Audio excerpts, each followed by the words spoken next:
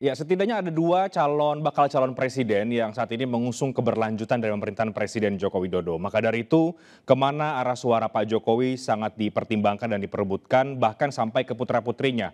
Ketika kemudian PD Perjuangan menugaskan Gibran Rakabuming Raka untuk menjadi juru kampanye Ganjar Pranowo, ini cukup mencuri perhatian. Bagaimana kemudian ini bisa memberikan dampak elektoral terhadap kemenangan Ganjar Pranowo, dan bagaimana pula kemudian kubu keberlanjutan yang lain, kubunya Pak Prabowo Subianto ini menyikapi strategi yang sudah dipasang oleh Ganjar Pranowo untuk menjadikan Gibran sebagai magnet politik di Pilpres 2024.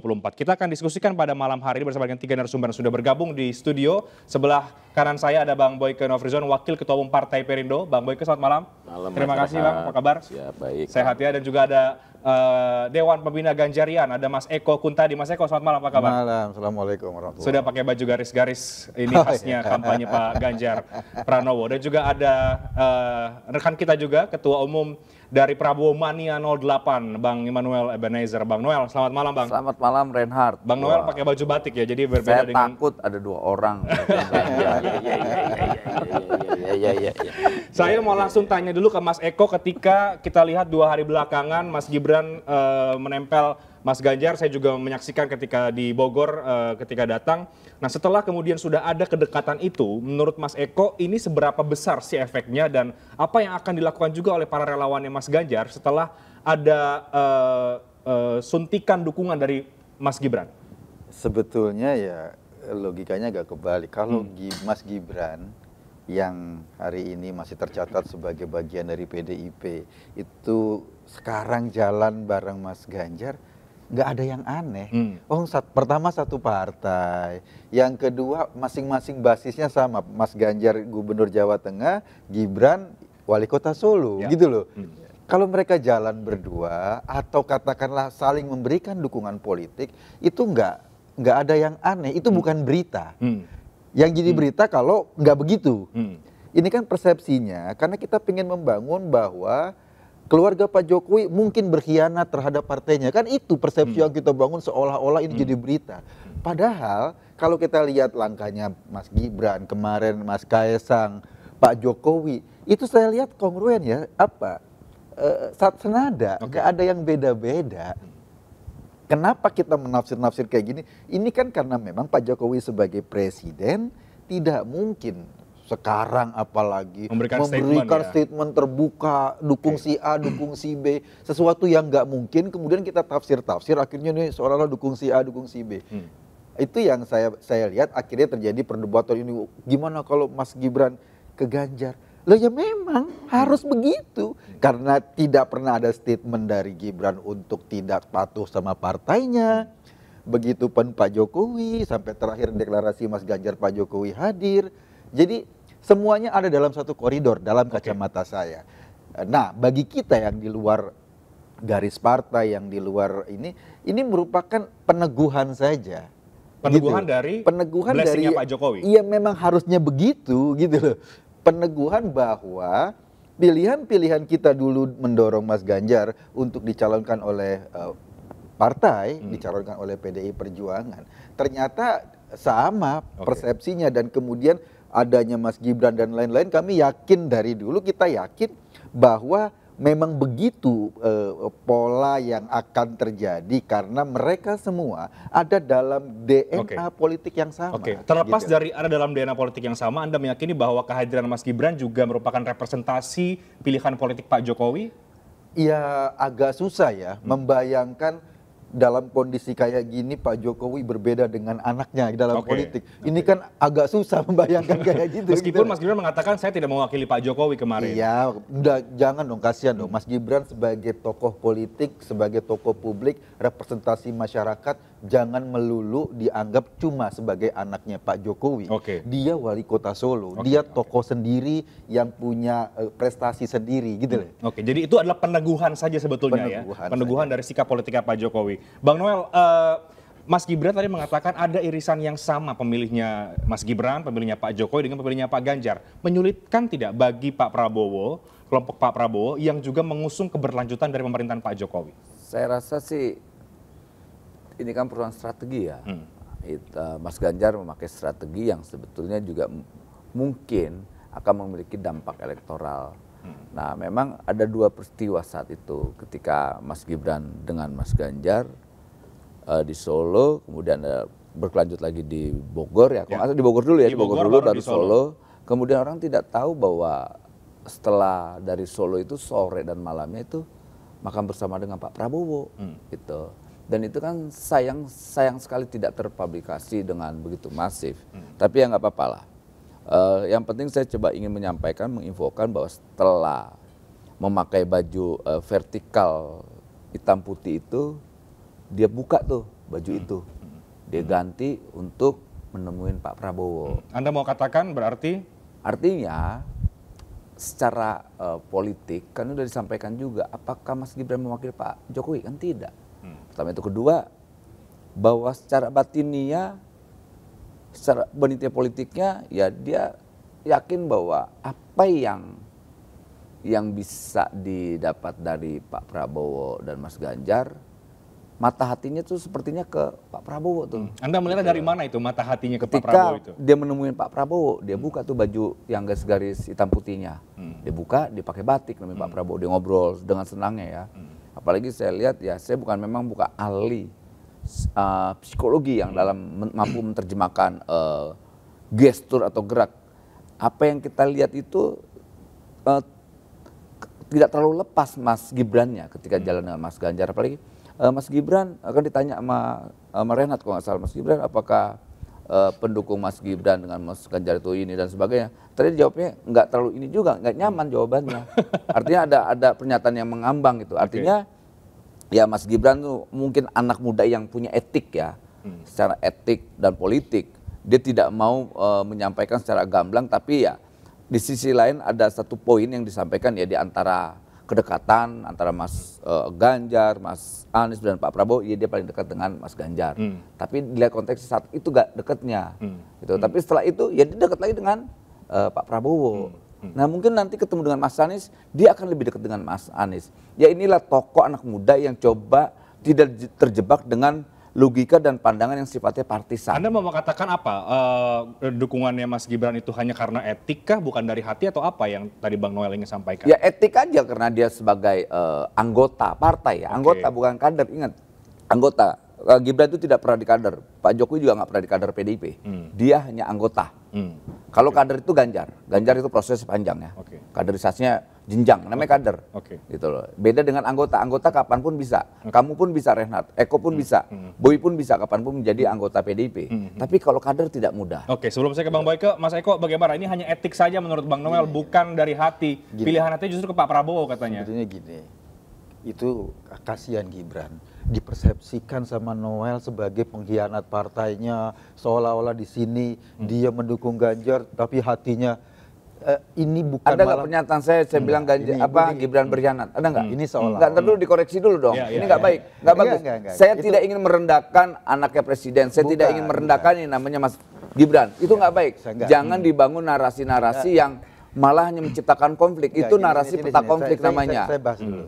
Gini dong, bangun rasionalisasi yang sedikit elegan. Kita kan mau sesama kaum nasionalis ini bicara tentang gagasan. Tadi apa yang dilakukan Mas Gibran itu bagus. Apa yang dilakukan Mas Ganjar juga bagus. Itu adalah metode, cara. Dan kita juga tertantang, terchallenge untuk memakai cara yang mungkin yang sama. Ya, kayak boleh, begitulah. saya kasih Mas Eko, silakan Mas Eko.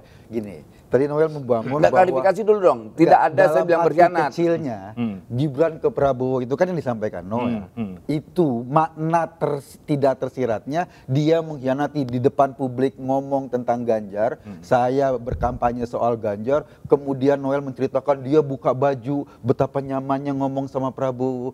Itu penggambaran Noel, bagaimana Gibran antara apa yang diomongin dengan yang di belakang seolah-olah berbeda.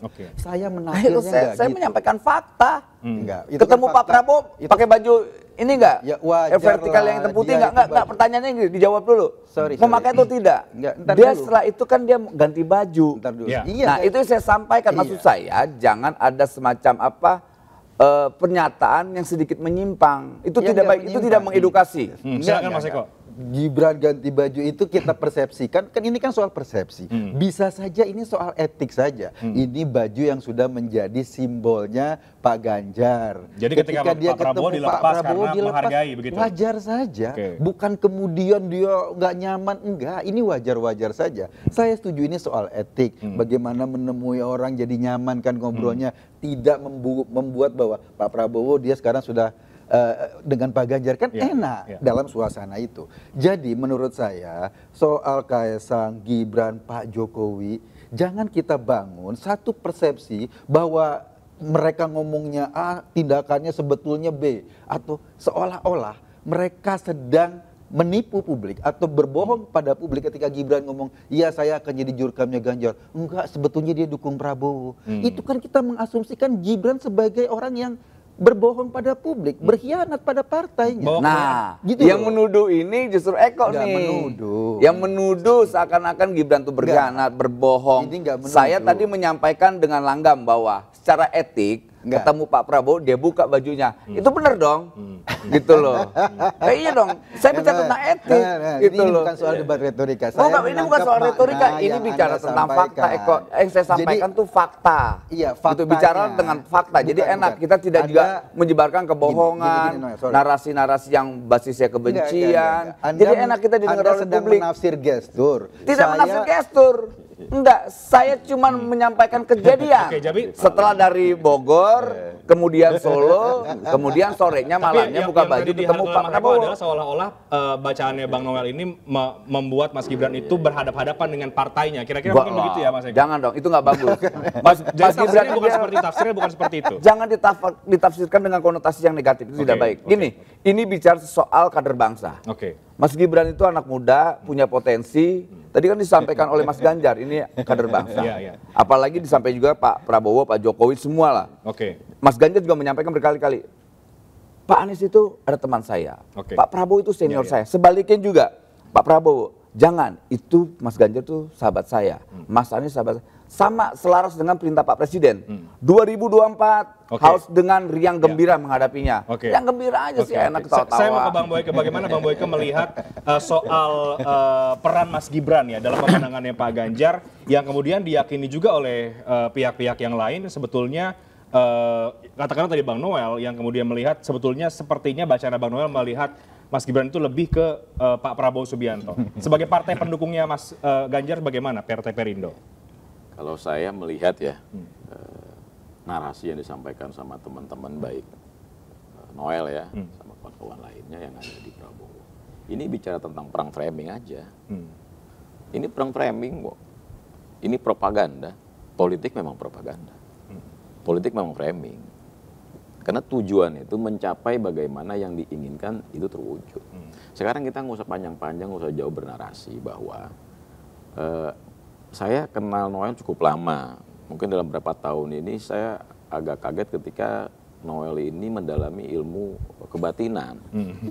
Jadi dia belajar soal mengetahui sesuatu yang belum diketahui. Ini luar biasa. Saya sudah banyak belajar sama Noel soal ini. Sehingga dia bisa memframing, dia bisa menyampaikan. Jadi framingnya salah menurut Bang? Saya nggak bicara salah, tapi ini analisa saya. Dia memframing, menyampaikan bahwa hatinya Pak Jokowi ya, ini yang ribut-ribut ya, kan saya jawab beberapa media, itu katanya ke Prabowo. Hari ini di framing lagi bahwa hati dan perasaan Gibran, kolbunya itu ada di Prabowo. Itu bicara framing bagi saya. Politik itu memang framing, tapi politik itu realita. Lalu dalam politik itu ada rekam jejak, napak tilas yang jelas, sejarah yang jelas. Kalau kita bicara politik tidak ada sejarah, ya susah dong. Nah, bagi saya, kita membahas masalah sejarah. Soal siapa Ganjar Pranowo, soal siapa Joko Widodo, soal siapa Gibran Raka Buming. Beliau ini dari narasumber, dari akar rumput yang sama. Gitu. Dari DNA politik yang sama di PDIP, dari budaya dan keturunan yang sama dari Solo. Bahwa apa yang dilakukan, pemikiran yang diwujudkan sama mereka itu sama-sama satu pemikiran. Nah, bagi saya bahwa hari ini yang terjadi adalah framing yang dilakukan berbagai macam pihak ya, bahwa Jokowi ada di Prabowo katanya. Lalu hari ini dikatakan sama Noel bahwa Mas Gibran ada di Prabowo, hatinya ya. Jadi ketika dia ketemu sama Mas Ganjar di acara beberapa tempat di daerah, lalu ketemu sama Pak Prabowo, dia ganti baju. Oh iya dong, bicara etik. Saya pun ketika menjadi Gibran akan melakukan hal itu. Jangankan Gibran, orang yang saya pikir bukan anak presiden, ketemu dengan seorang yang dianggap itu bisa mengecewakan orang itu karena dia memakai seragam dari rivalitas, ya itu akan melakukan hal yang sama. Jadi bukan karena wujud bahwa sesungguhnya itu ke Pak Prabowo begitu.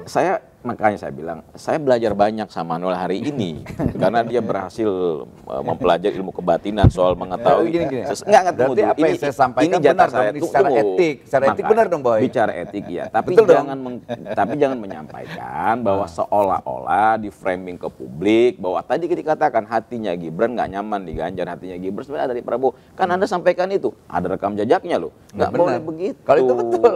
Kalau itu saya pertanggungjawabkan itu namanya framing, itu namanya propaganda. Ya dalam apa-apa, itu sah dong. Sah, makanya saya bilang, Boy. Iya tunggu dulu.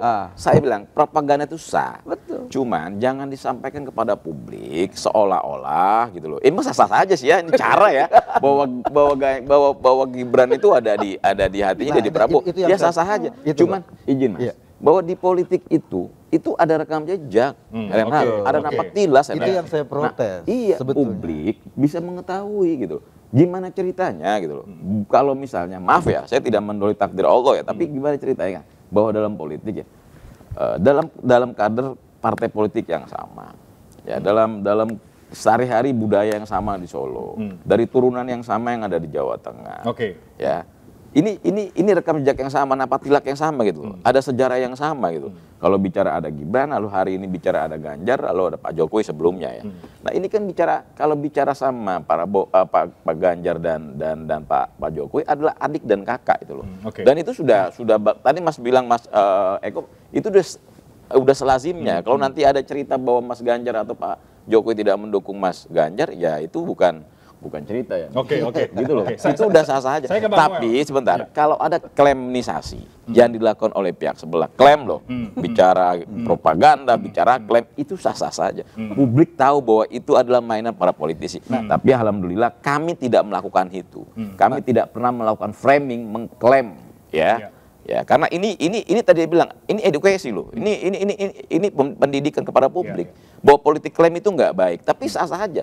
Kalau teman-teman Noel melakukan klaimisasi, melakukan framing seolah-olah, itu sah saja. Biarkan publik yang melihat itu bahwa politik klaim dilakukan oleh Noel dan kawan-kawan. Sah saja gitu. Saya ngomong sebetulnya gini, klaim tuh nggak apa-apa. Tapi jangan juga ngorbanin Gibrannya. Itu kan kayak bagi saya gini, seolah-olah dia hatinya ke Prabowo itu nggak apa-apa, Mas. Kayak fitnah gitu loh. Nggak apa-apa. Kayak kan kita nggak tahu bukti nyatanya Gibran pakai pakaian garis kotak-kotak sebagai representasi. Itu bukti nyata. Statementnya jelas. Ini ngambil soal hatinya. Dan kemudian kita membayangkan Gibran seorang yang berkhianat pada saat itu. Apa jawaban Bang Noel? Silakan Bang Noel. Apa jawaban Bang Noel? Saya tidak pernah menyampaikan narasi bahwa Gibran berkhianat. Kemudian meng-underestimate Mas Gibran. Boleh kita putar kembali nih. Ini kan di record ya, direkam. Tapi memang tadi apa yang disampaikan Boy, sahabat saya itu, dalam politik itu ini kan persoalan persepsi ya. Persepsi. Ya silakan aja gitu loh. Kita mau coba menyimpulkan dengan analisa yang tadi saya sampaikan. Itu kan saya juga. Selama itu bukan tindakan kriminal dan tindakan pidana. Itu kan tindakan politik. Apa yang saya lakukan adalah bentuk tindakan politik. Bahwa saya sampaikan bahwa Mas Gibran itu dengan beliau nyaman dan bla bla bla, kemudian dia ganti baju secara etik loh, tadi diiyakan oleh Boy, secara etik itu sah, gitu. Kemudian saya menyampaikan bahwa ya dia mungkin nyaman artinya di Pak Prabowo. Ya ini ingat, hati dengan dia memilih juga beda, ada dukungan, setelah mendukung memilih. Nah hati ada tiga yang berbeda gitu loh. Orang mendukung itu belum tentu memilih belum tentu mendukung. Sejauh mana Bung Noel ini kenal dengan Gibran, sedalam mana dan sejauh mana? Kok sampai bisa menyampaikan bahwa hatinya Mas Gibran itu ada di jangan. Analisa boleh nggak? Boleh. Lalu Makanya di problemnya sini, di mana? di sini Enggak, bukan. kalau menganalisa Saya nanya. boleh. Saya tanya. Kenapa? Saya tanya. Harus ditanyakan Oke. lagi. Oh, Om. saya bertanya. Kita ini ngomong Sejauh politik, mana? analisa. Ya. Analisa itu Aku tanya. kemungkinan benarnya Oke, ada, oke. kemungkinan salah juga ada. Oke. Itu dong. Iya. Makanya aku Itu tanya dong. sejauh mana? Nah itu Kok tadi bisa- analisa. Oh, Sebenarnya menganalisis analisa dalam dong. politik Karena kita itu. punya referensi, Gini, di mana ini. berkali-kali pertemuan, intensitas pertemuan, Iya.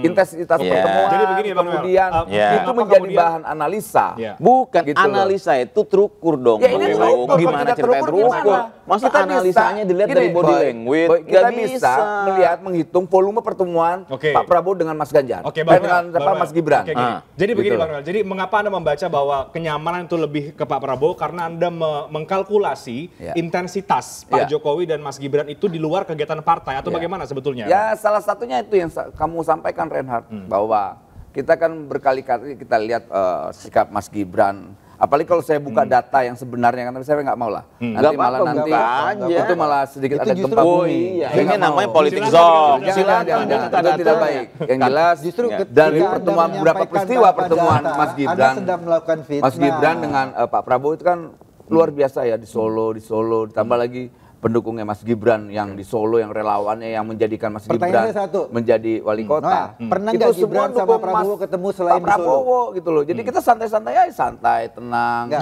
Gimana Bang? Jadi nggak mau Coba, terlalu gimana? ribet-ribet. Apa maknanya mengapa Anda menanyakan soal itu? Enggak, kalau ada menteri datang ke Solo, diterima oleh wali kotanya, Oke. itu biasa saja, bukan cuma Pak Prabowo. Semua menteri yang datang ke Solo, wali kotanya wajib terima.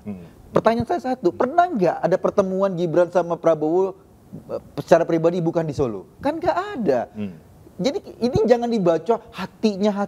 Ini soal Ya, ini kan Rank ini. tugas biasa. makanya belajar banyak sama Noel. Iya, Karena selama ini dia bicara soal ilmu kebatinan itu loh. Ini bukan Jadi kita belajar kebatinan. sama dia, ini bicara Kita hati bicara gitu. Indonesia demokrasi berbasis hati yang baik. Oh iya.